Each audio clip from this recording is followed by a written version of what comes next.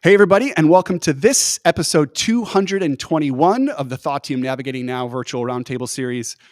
As always, I'm Anthony Ewing, co-founder, CEO here at Thought Team, and your host for today's 221st episode of this great Navigating Now roundtable series. And we've had a bit of a theme over the course of the last 3 or 4 weeks. We've brought to the table HR leaders, CHROs, and coaches, all practitioners who are focused on really developing and guiding our people within our organizations, both large and small, in really unique ways. And we round out a bit of this theme today with not only a leader in this space and who I would consider a subject matter expert, a thought leader, but also just a friend and a really great guy who was made for this coaching career.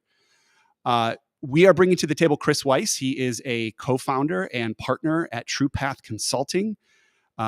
This is an emerging coaching and consulting shop that are focused on really driving great outcomes in people and performance. And Chris and I have a unique background. He and I both met through our mutual coaching certification program, and we're going to talk a little bit about that. We'll talk mainly to you folks out there who are really considering coaching as either a next step in your career or a pivot in your career.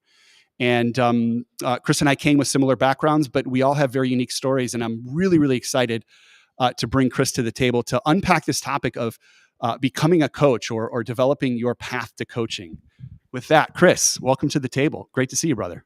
Hey, great to see you as well, man. Thanks for having me.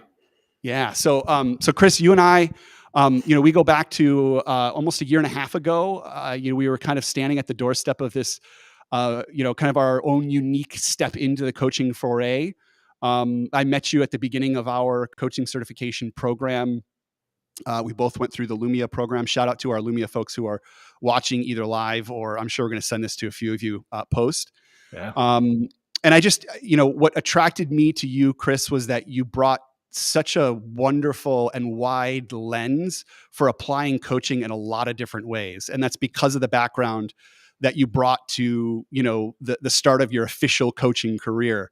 But the truth is you've been a coach for quite some time. So tell us a little bit about your background and, what led you to making the decision to really formalizing your coaching career. Yeah. Again, thanks for having me, man. I spent 25 years in corporate America, a little over 25 years in corporate America. Did the grind, worked my way up to executive and running strategy for $1 billion organization. And it was a heck of a ride. It was fun. I wouldn't change anything about it. There might be a couple things I'd change, but I was blessed with working for an awesome organization that gave us resources and tools to just be the best versions of ourselves. My ride was just over after 25 years. I wanted to do something more purpose-driven for me, like individually. And it was probably started about 10 years prior, just the itch and the curiosity to maybe do something different, and it's funny when you're in a corporate executive, it's easy to just get stuck on that path. Financially, your ego loves the titles and the pay and the finance and all the stuff that goes along with being an executive. But my heart wasn't really attached to it at the end. And I was blessed with working with who's one of my partners now, but I ended up giving my notice to my president, who's my partner now. So that's a funny story in the end, but like what got me to coaching, you mentioned I've been doing it for a while. I actually was fortunate enough to have an executive coach for probably the last 15 years of my career, of which I had several different coaches, and probably the last 6 to 8 years, I had the same one who's now my business partner as well. Mm-hmm. And I loved what he did for me. He got me out of some, he just helped me through some pretty precarious moments in life, right? From being a dad, from trying to figure out how to be a better husband and to show up for Joy better. I got 3 boys that are growing and moving and shaking a million. I'm traveling. Yeah. So there's just the toll of being an executive. I had a sounding board with me on that journey. And it was just an opportunity for me to pay it forward. Funny story, when he helped transition me out, right, of the company. And then a couple of days later, I was going to take some time off, and I'm on my raft, probably drinking a Pacifico or something in the middle of the day, which I haven't done in 20 years, and he called me up and he's like, "Hey, you want to go do this together?" And I said, "Heck yeah, let's do this together." So it just kind of gave me, I knew I wanted to do something. I wanted to take some time, but that time off was shortened because I was so passionate about jumping into this space. So that's a little bit of a story about my path. Yeah. I love that. You know, I've heard your story a couple of, times. And one of the things I'm always reminded of when I hear your story is behind every great coach is great coaching, right? I myself have been a product of some phenomenal coaching and, formal executive coaching, but also just informally. I've worked for and alongside just some incredible leaders. And it was the way that they were able to hold space, to develop you, to give you those kind of like gentle nudges along the way that you just constantly reminded, like, that's the type of leader I would want to be. And we're going to talk today a little bit about how, stepping into the coaching role can allow you to influence others the same way that we have along, our path. So you decided to kind of go all in on this, you and your partner started TruePath Consulting. How do you bring a sense of differentiation or authenticity to your style of coaching? And I maybe want to like precede this with one observation that I've had of you as you've stepped in and built TruePath. I think some of the messaging that really cuts through with you, particularly in your partners, is just how real and raw you are with the reality of being stuck, burnt out, tired of the same old, 15, 20, 25-year run in corporate America. Like nobody's like addressing it as directly as you all, which I think is a really great gateway for like inviting a certain clientele. So tell me a little bit about like maybe what's differentiating you all as you are having, discussions with potential clients or coachees. Yeah, I think that's it. Like, we're not looking to, the people we're working with, we're not looking for them to all retire like me and get into coaching. That wouldn't serve us very well for our clients. But I think there's a mission for us that I think you can have it all, if it's the right thing for you, and to be able to just give yourself kind of checkpoints, like where you are in life, right? Like you remember this from Illumia days, like where are you really? Like how you feeling in here? How you showing up for the people that you love? How you showing up for your community? How you showing up for yourself? And then where do you want to be? And then what's getting in the way, right? I mean, it's just, it's our typical coaching methodology. And to be able to just start to have that conversation, especially with executive men, Anthony, I mean, it's just, it's kind of taboo to talk about. There's a loyalty out there, which I'm a super loyal guy. But, when you start just doing things because that's just what you think you're supposed to do versus what you really want to do, my coach helped me with that. And just help me kind of change my belief systems around who I wanted to be. And I just thought I was stuck. I thought I was handcuffed. And, there was an opportunity through some restructuring, and I just saw kind of this might be it, right? And it wasn't planned at all. I actually didn't even tell my wife when I made that decision and had to make that call afterwards, that's a whole other podcast. But she was super supportive though, because she knew I wasn't happy, and she'd rather have a happy me than a not happy me. Trust me, both my kids would too. But I think it's that differentiation to just be able to speak the unspeakable, speak your truth, and it be okay. And let's work through it. And that doesn't have to mean you have to go on my path. Like you have to leave your company and stuff. We hope you don't. But like, let's speak our truth and what's really bothering us so we can get to work. And I just feel like there's especially with men. I mean, that's a whole nother topic, right? I mean, just they play these roles in life of breadwinner and all that, and this is the way you're supposed to be, and this is how you're supposed to show up. And really, so we just question that. It's like, really, how's that feel? How's that working out for you? How's that working for you? Yeah, and we just challenge it a little bit. So I think that's kind of our differentiation. We kind of get to the rawness of how you really are and where you want to go and what's getting in the way. I love that. I think, the segment that you're kind of tapping into, I think is just such a ripe group of individuals, particularly executives that have been in, very kind of similar roles, maybe relied on a lot of the tools and behaviors that got them there. And it's almost at that point in the, let's call it latter quarter of their career, call it, 10 years or less prior to retirement, where a lot of these executives are asking the question, like, what's my next, right? What's kind of that last piece of the career puzzle that would potentially allow me to like really break free of maybe some of the shackles that hold me down, like my current behaviors, my patterns, what I know, the corner office, and how could I potentially really dive into, a 5 to 7 to 10 year run of doing work that I absolutely love, Yeah. adding value where I want to add value. And it's Cool. those very executives that I love to work with because having made that jump myself, maybe a little bit earlier in my career than most, Yep. about halfway through my career, making that jump, um, I have an interesting vantage, like the good, bad, and the ugly of taking some of those risks. But at the end of the day, I have the perspective of how much that leap has provided for me, both personally and professionally. And so I just love that you guys are tapping into that market. And I want to talk a little bit about some of maybe even the offerings that you're developing and offering out there to support these types of leaders. But I want to get back to our topic around developing your path to coaching. So we've talked a little bit about some of the why behind pursuing coaching. I think the net there is the why is going to be unique for everybody, right? Totally. There's no business case necessarily for coaching. If you're developing a business case for why you should get into coaching, you're probably pursuing the wrong thing. Right. I also know, Chris, you and I probably had um, some maybe ideas of what coaching would be stepping in, or maybe even some myths about coaching that we ran into that were dispelled as you and I spent, close to a year, in a formal, coaching program along a myriad of other folks in diverse industries that have a ton of, experience, or maybe they're new to coaching. And some of those myths were maybe dispelled over time. So what's like a mindset or a myth that changed as you stepped into a more formal pursuit of a coaching career?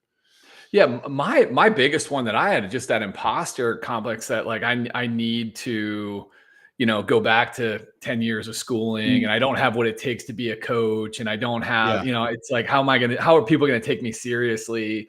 And to your point, like we've all been coaching in different ways, shapes, Right. and forms, right? Like it's just, if you were meant for that, I mean, if you're listening and you're willing to help people solve problems and help push people a little bit outside their comfort zone, like that's a part of coaching. So going through that program gave me the confidence that, wow, this is an unbelievable methodology that they gave us. It gave me the confidence to say, all right, I don't need 5 years of schooling for this. I just need to kind of have a learner's mindset again. That Yeah. was probably the hardest part, to go back to Yeah. school, really, at that stage in my career.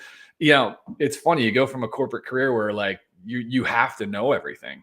It's like Yeah. you're kind of required to know everything that's going on, right? So when they come Yeah. to for an answer for you, you better have it. And Yeah. to take myself out of that and not have any of the answers was huge. So I think Mm. that's the myth, that it's like it requires all this training. I mean, I think it's really important to go through what we went through, even though Yeah. you and I kind of questioned it halfway through, like, are we in the right Yeah. place? But that was a funny call. But but it got us there, and it gave me Yeah. the confidence that I needed, and a lot of the partnerships that I created through that training to actually launch TruePath, which was Yeah. really exciting. So I think that was the biggest myth for Yeah. me, like that I needed Yeah. I all love this that. accreditations and stuff, and I just don't think Yeah. I do.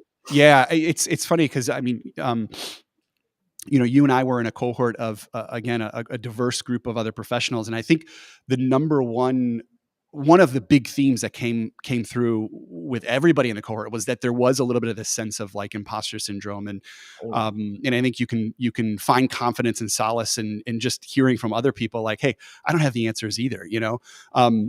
It's interesting though, because the myth that maybe I would bring forward is one that I experienced, which is, if you have, um, decades or years of, let's call it, informal coaching experience. You've led teams, you've led people, you've had, countless one-on-ones, you've diffused difficult situations, you've hired and fired people. And you think that formal coaching maybe won't get you to the next level, or you've experienced everything um, that you would get from a formal coaching program. You might be mistaken. And Yeah. it's self-admittedly, one of the phone calls that I made to you about a quarter of the way through our program was like, hey, I feel like a lot of this stuff is very, kind of foundational. It's supporting a lot of the experience that I have, but like, I don't know if I'm getting anything net new here. And as we Yeah. got into the program, like that started to dissolve Yeah. because a lot of my old ways of working were being really tested and questioned by some of these very fundamental, tried and true frameworks. For example, what I learned in this coaching program that I may or may not have been doing well as an informal coach prior to is the fact that your coaching journey, even a coaching conversation with somebody, should be predominantly led with questions.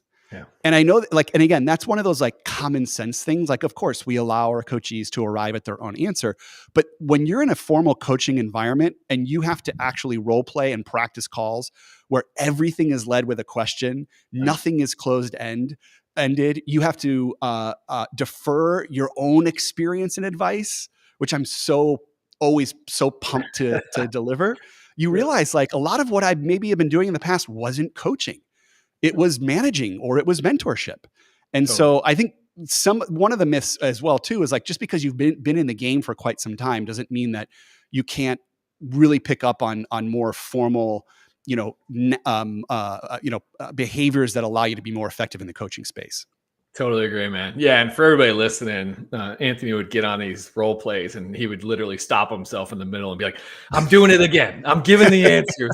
Right? I'm leading the witness. It was always funny to see you kind of like, you call yourself out, but then towards the end, man, it was, you were awesome. And it was just cool to see you, especially because we both had some hesitations and we were, two of the probably older folks, and we were probably, and we were in business. So we were a little bit of a different demographic that was in it, but it was more experience. I like to call it more experience, Chris. That's probably more HR appropriate. Yeah. But it was cool to see the growth in us that we got at the end, not only in our relationship, but just in our technique and our strategy, how to actually coach. And I use it all the time now. I have so much confidence, when I get that Zoom that comes up and someone jumps on the other line. It's not about me.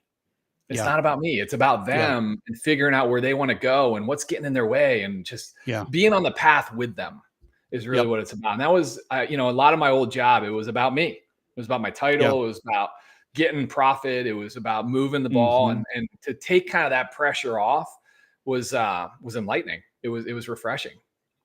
And the reps matter, right? Like the more reps you put in, the more natural it feels, to your point, to have that Zoom meeting, in 30 minutes and to feel confident knowing that regardless, you can open that meeting and effectively hold space for a coachee, which again feels a little bit different than I've got a one-on-one in 30 minutes. And my job is to kind of like review the list of actions and make sure that I've got next steps and things of that nature, prioritization.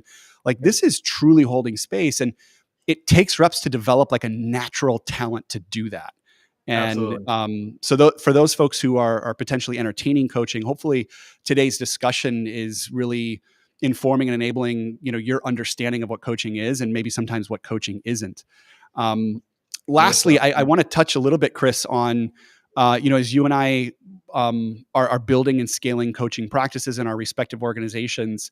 How are you and your partners at TruePath, seeing the future of coaching? Like what's kind of down the pipe in terms of, coaching offerings or unique ways to reach people via either individual or group coaching? That's probably the hardest part of building this company, man, because there's so many needs from organizations. Yeah. We started out with kind of two paths, if you will, an individual path, executive coaching one-on-one. And then we have an aspiring leader program, which is like a high potential program, because we see being an organization for 25 years at the top, we kind of realized we always had a struggle with that pipeline, that next up pipeline. So we wanted to really focus on those. But those are really, really focused on the individual path. Then we have the team path, where it's like we're a bolt-on to executive team, and we work with the whole executive team individually and as a unique team. But what we're finding when we go to these companies is like they just need different solutions. Right. Like there's all these new problems that are coming up and from work from home. And how do you acclimate and bring people back that are kind of pissed off that they're at home and now you're bringing them back into the office? How do you bring them back and welcome them to the team, the leadership team? What role do they play? And how do you get them to kind of get out of their own way and get excited about it? We had a session about that because there was a team that was kind of coming together from all different parts of the country. But there's a unique partnership we have with a company that they have a couple young leaders right now, right? And just awesome people. but just never really had leadership development, but they were growing so fast, companies growing so fast, they had to get put in there. And they made some mistakes along the way. And now they're getting feedback about those mistakes, but they're awesome people. So we're creating an opportunity for the team to just talk. Like, let's have an open conversation. Let's give another opportunity for these leaders to reintroduce themselves and to kind of own their stuff, right? Some of the mistakes that they made along the way, but also give them a little bit of grace that they're just young leaders that just got put in a position really quickly and just haven't had the development yet. So it's just like, that's what we're finding, Anthony. It's just like, it's so many different opportunities to help organizations, because organizations have so many unique problems right now with people, right? I mean, an organization is made up of people, and people have some unique problems out there. So being able to meet them where they are and to create that space for them to discuss the problem and get through it, not just avoid it and just pretend it's going to get worked out, but actually provide a space for them to get through it and work through it together, with hopes that they'll be stronger as a team on the outside. So, I mean, I don't know about you, man. I didn't know how big this industry was. Like I thought I was like, oh, I'm going into the niche. I'm going into a niche coaching. You know, next thing I know, I'm getting blown up by like marketing people. And it's like, it's $1 billion+ industry, you know? So I didn't even realize that. That's how naive I am. But there's just so many opportunities for work out there. So many. I love that. Maybe I want to touch a little bit on the program for high potential leaders. Are you focused on? Is it like a direct to consumer play? Is that more? Are you bringing in teams within enterprises? And I know last time that you and I talked, there was maybe a track that you had that culminated in like some sort of in-person experience, which I thought was super unique. Is that still something that's in the works for you all? Yeah. So the Aspiring Leader Program, the first meeting is in person. And it's our groundedness meeting, right? It's answering that question. Hey, where is everybody? Because these are the hypos. You know, they all got an ego. They all have, a brand in their organization. They may not work together. So we bring them all in and we have just a groundedness session. We get to know each other. Because and is this a mixed cohort, like folks from different organizations? So it's more direct to consumer than it is teams within orgs. This is within orgs. Okay, great. So far we've done, this is within org. Okay. So, but they might be in different markets throughout the country, but they're all going to go through this cohort together. And we think that's really powerful too, right? When you're going through something with someone and you have that commonality, right? So we try to create that bond and that pride and that brand of that cohort together. So we bring them all in together for a groundedness session, just to kind of reintroduce themselves. Hey, where are you in your life? What do you got going on? What's getting, where do you want to go? So we just some real talk, and we really get them grounded. And then we have a bunch of virtual sessions around leadership competencies. We have 10 different competencies that we really dive into. And it's all, again, it's not we dive into it, it's they dive into it. Yeah, they assess themselves about how they're showing up within those competencies. And then we try to get them the support and the development so they can develop those competencies. And then at the end, we have another in-person session just to celebrate the growth, celebrate one another. Where are we going? What are we doing? Just another check-in, and then hopefully create some contracts where they can move on and hopefully enjoy the rest of their career together as a cohort, right? So that's one. Yeah, it's been a fun one. That's great. Yeah. And congrats on getting the business stood up and a couple of offerings that sounds like are really resonating in the marketplace. You know, I'd say from our perspective, when we think about the future of coaching, and really like, the future of the work that we do here at Thoughtium, it's all going in the direction of more human-centric experiences. Yeah. We say that, content today is the commodity, but the experience is the differentiator. And I mean, gosh, anybody has access to a wealth of coaching content out there. And now we have tools that allow us to centralize all that content, and we can create, an AI bot coach that is the culmination of all of Tony Robbins' work and all of our formal coaching programs. And, you can create almost like these super databases, these super personas of all the knowledge, of all the content. But what's happening is that's leaving such space for human experiences and like human-centric application of knowledge that cannot be created in a custom GPT or behind a computer screen. And so we're really pumped about the fact that, like even coaching has been impacted greatly by technology and more recently AI, because it's really starting to squeeze out like these very clear margins of like the differentiator then is, can we bring people together in these human experiences in a really, really unique way? So I think you're going to start to see more leadership retreats that are really meaningful, more creative ways of bringing folks from different companies and organizations together physically. I think you're also going to start to see programs that are geared more towards people who really want to do the work. Right. Like I think 10, 15 years ago, like, executive coaching or even coaching was kind of like something that was bestowed upon you because you're at a certain level of the organization. Yep. And I think coaching now is more, we're going to see it to be more of like a pull experience where people that are going to pursue coaching are people that really want to be in the work and want to have that custom human centric experience. Totally. So any thoughts on that? Because we get so pumped about kind of where the industry's headed, and it's making us, really walk the walk and talk the talk about the fact that we're a human-centered, firm. You and I could not be more aligned, bud. Like we have the whole corporate space, right? And that's, the corporation gets coaching for the people. And then we have this other space called the grounded executive. And this space is specifically for executive men. And the idea is to get them, to your point, for them to go inside and do the self work. And it's an immersive program. It's everything you just said, bud. It's monthly virtual calls around groundedness. So we have 5 tenets of groundedness, and we talk about purpose and values and self-understanding and emotional regulation and mindfulness and presence and resilience and adaptability. And then it culminates at a 3-day retreat. And we have it this year. We're having it in Sedona, right? So all these men, this cohort comes together, like-minded, like-hearted men come together, and that's the most lonely demographic, other than 20 to 25 something. So it's like, let's find these men, let's create a space for them to come together. Let's learn about them, have a space where they can dive into themselves. They get one-on-one coaching for those 6 months too, with myself, Stuart, or Toby, my 2 partners. But the one I'm really excited about is that in-person retreat, because that's where it all, like all that training, all that learning, it all culminates into that moment. And then, they get just to share, and we're hoping they get to share bonds with each other for the rest of their life. Some of them, I hope we create that space for that. So I couldn't agree more, bud.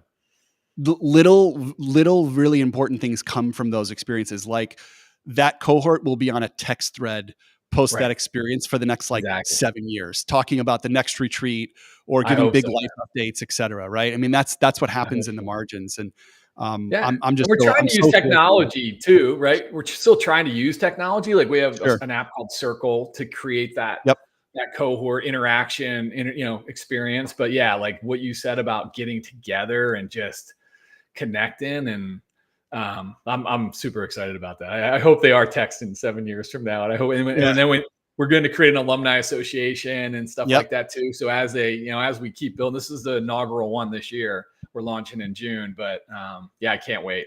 Can't wait to see how it comes out. Man, I'll tell you, I wish I knew the Chris Weiss 5 years ago.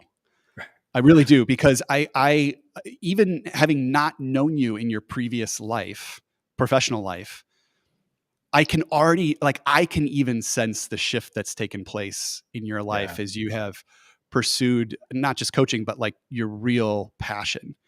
I can sense the shift in how kind of distinctly you have prioritized and set boundaries around the type of work that you're going to do and the type of work that you want to be doing. Like I can feel it, and I can even sense it in the way that you talk about your business. Like you all, like us, are not a shop that's just going to take on any work. Like you're going to take on work that's truly informed by your passions and your previous experience. And that's a hard thing to do, but I can just sense that you're in this wonderful space of true agency. And I want to congratulate you and your partners for building a firm around that. And I want to wish you best of luck in building and scaling it.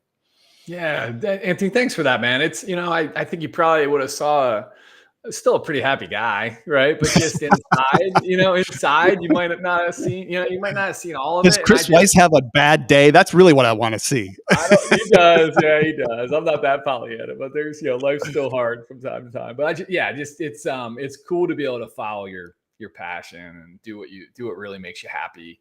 I saw this thing, and I know we're coming up on time, but I saw this thing on Instagram, and this woman, it's a graph from like 0 to 80, and from 20 to 60, she builds this big box around 20 to 60. You're working. It's like, and then from like 0 to 20 is kind of fun. It's your childhood, and then after 60, it's fun, hopefully. But like that big, like, do something you love, man. Like just do something you love, and or if you're doing something, like find out ways to love it. Like just find out ways to be your authentic self wherever you are, and that's kind of our mission. So I love it.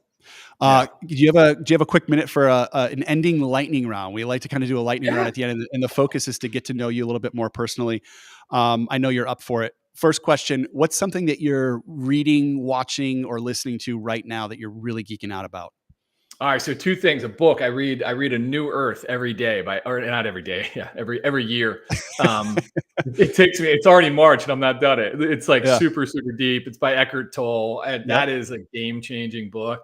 And then my wife and I found this awesome new thing on Hulu called Paradise. It's a great series. Like we're geeking out on that. So it's one of those. Usually we blitz through things, but now we have to wait for the episode to come out, and it's a good one. Check it out. Are you Steelers or Eagles? Steelers. I mean, I rooted for the Eagles. I rooted for the Eagles. Yeah, I have to. All my family. I knew the answer to that. Yeah. Diehard Steelers fan as well too. Brainwashed at a very early age from a dad that grew up in the Pittsburgh area.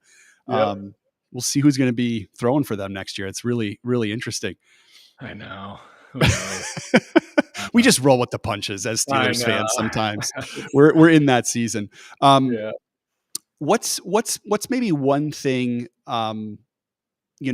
that an aspiring coach should know as they are, pursuing a coaching career? Like what's a quick best practice or like tip that you have for an aspiring coach that maybe we haven't covered earlier today?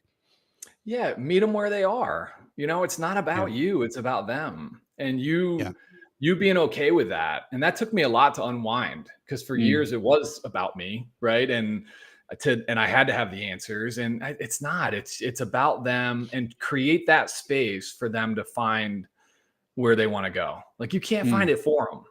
You can't. And so they got to be able to create that space, or else they're not going to create and see the change that they ultimately want to see. So hopefully that allows people to breathe a little bit and be easier and exhale, because it's just not about you. It's about creating that space for the person that you're on that journey with.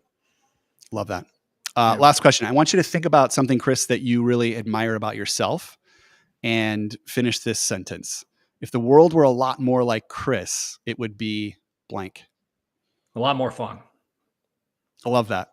I can attest to that. The world would be a lot more fun. A lot less stressful. A lot less people taking themselves so seriously. Like you only get one ride around this thing. Let's have some fun. Yeah. Well, that's, I mean, that sentiment that you bring to this episode is, I know, a part of who you are, and it's something that you bring to every room you step into, every conversation that you lead. So, Chris, we want to thank you for joining today's episode. I'm so pumped to have you now a part of the Navigating Now community, and we hope that you're able to kind of tap into, all the leaders that have been a part of this community, and we hope to have you back sometime. Anytime, buddy. Always good talking to you. Thank you, brother. Appreciate you. Got it, man. All right. That wraps up episode 221 of the Thought Team Navigating Now virtual roundtable series. Gosh, I love discussions like we just had with Chris. It's like the time just flies by when you really get to tap into some of the real nuances of what it takes to truly lead people. And today, hopefully, our look at coaching and developing your own path to coaching inspired, informed you all. We want to thank everybody for joining, particularly those folks on LinkedIn. We are getting a growing community of LinkedIn folks who tune in on a regular basis. We get messages every week from folks who tap into the live stream, or maybe they tune in every week and listen to us on the way home. You can find us and this episode and all episodes at thoughtteam.com/live. That's thoughtteam.com/live. We're here every Thursday at 3:00. Central Time. And we look forward to seeing you all